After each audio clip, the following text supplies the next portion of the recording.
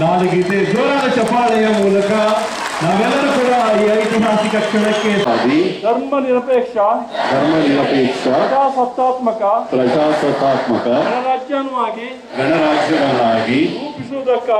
ರೂಪಿಸುವುದಕ್ಕಾಗಿ ಭಾರತದ ಎಲ್ಲಾ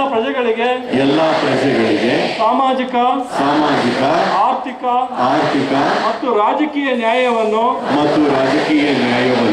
ವಿಚಾರ ಅಭಿವ್ಯಕ್ತಿ ನಂಬಿಕೆ ಧರ್ಮ ಮತ್ತು ಉಪಾಸನೆಯ ಸ್ವಾತಂತ್ರ್ಯವನ್ನು ಸ್ಥಾನಮಾನ ಮತ್ತು ಅವಕಾಶಗಳ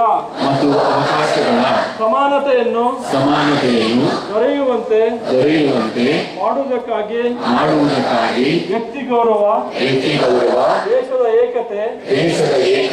ಮತ್ತು ಸಮಗ್ರತೆಗಾಗಿ ಎಲ್ಲರಲ್ಲಿ ಭ್ರಾತೃತ್ವ ಭಾವನೆಯನ್ನು ಮೂಡಿಸುವುದಕ್ಕೆ ದೃಢ ಸಂಕಲ್ಪ ಮಾಡಿ ನಮ್ಮ ಸಂವಿಧಾನ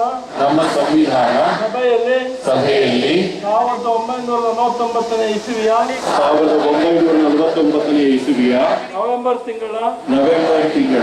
26ನೇ ದಿನದಂದು ಈ ಸಂವಿಧಾನವನ್ನು ನಮಗೆ ನಾವೇ ಅರ್ಪಿಸಿಕೊಂಡು ಅಂಗೀಕರಿಸಿ